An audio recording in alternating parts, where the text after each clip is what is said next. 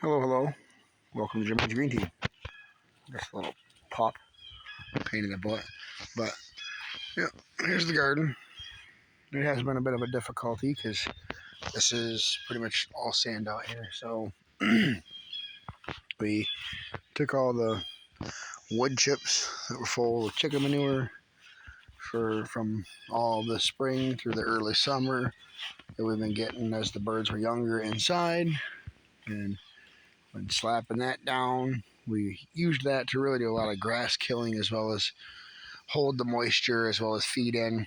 We had to put down a little bit of shake and feed because we got to get the soil amended. We're trying to get that work done.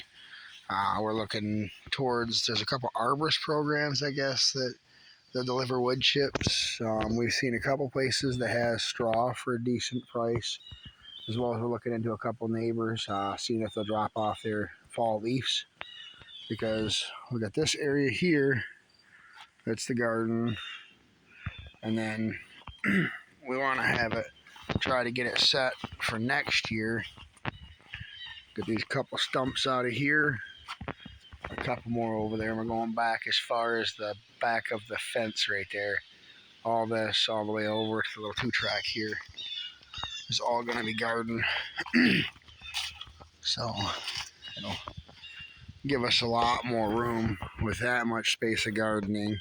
We're going to do a lot more upwards, doing tripods, and then running beams in between the tripods to kind of make little fences for all our squash, beans, peas, all that nature. And we're debating on whether or not we want to grow on the fence, because we're kind of wondering if the chickens might try to eat it through the fence. If anything grows, we still should be able to get something to go. We already harvested our first harvest of corn. That was the seed that we bought from the store. It turned out pretty good, but like I said, the seed that we actually saved and harvested ourselves grew a lot better. Like, it didn't go to the seed as fast. It didn't actually start producing its ears as quick as the seeds we actually harvested. And the tobacco definitely just kind of got away on me. The Virginia's getting ready to open its flowers. I kind of don't want the flowers opened on the Virginia while the other ones are, because that's, from my understanding, has a thicker leaf and a higher sugar content, so you have to heat treat or ferment that for it to smoke properly. So, yeah. That's how you can clearly tell it got away. I mean, look at this stuff. It's growing like it wants to, however, which way it wants to grow. Patch! Out of the yard. Or out of the road. But you can see we are running a little bit of deficiencies.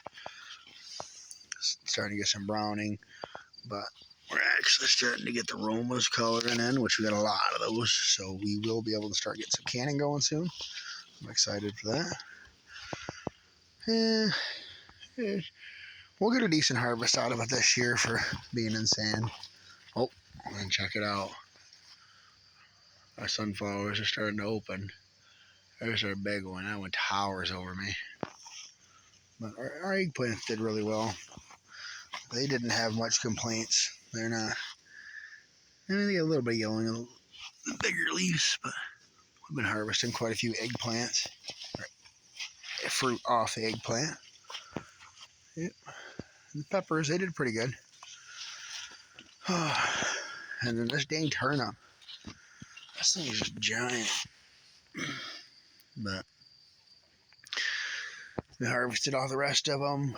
We left that one specific because I've always found that's the best thing to do. It's always exciting. You want to pick that biggest and best one, but you got to realize that biggest and best one has the best capability of adapting to the environment you're growing in.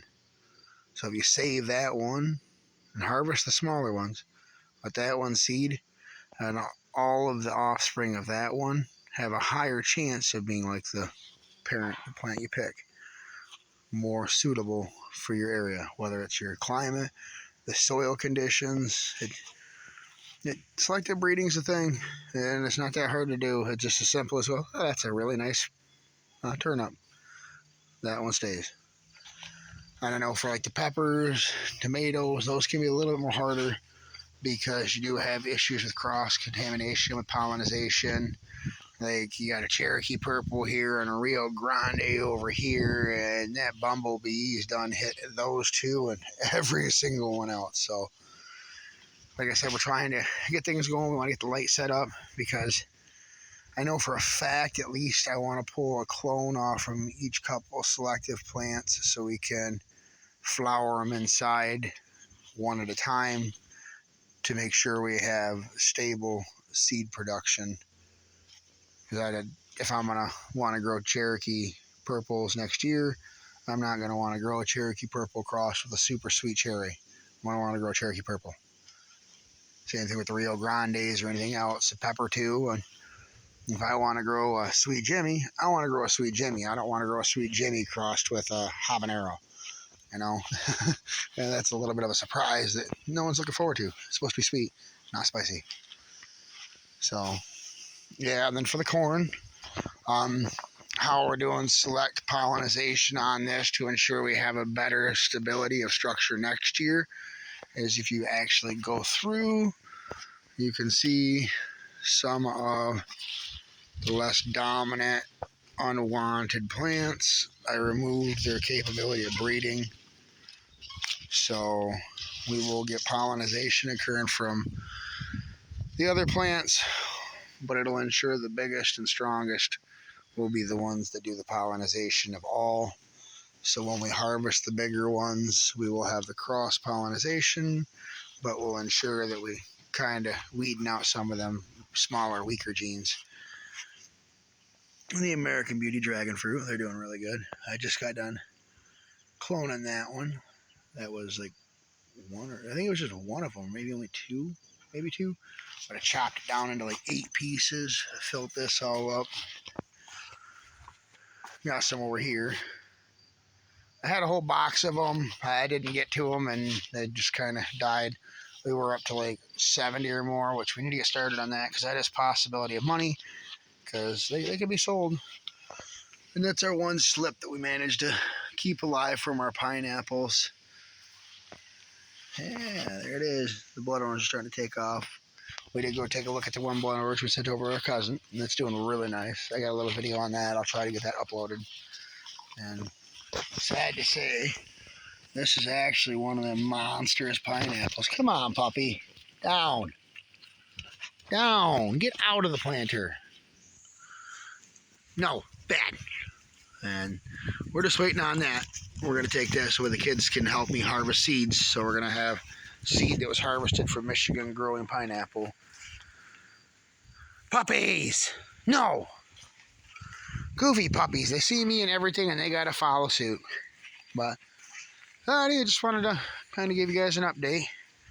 As I said, we got to get this loaded in because being all the sand, we got to get some kind of carbon load in and start hitting it with the nitrogen. We're going to try to stick with more of the blood mill and bone mill, stuff of that nature for next year.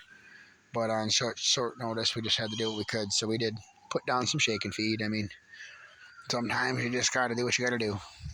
But thanks again. And remember, keep watching and we'll keep on. Ooh, just caught my attention. Beautiful colors. Alrighty, well, thanks for watching. And remember, keep it growing.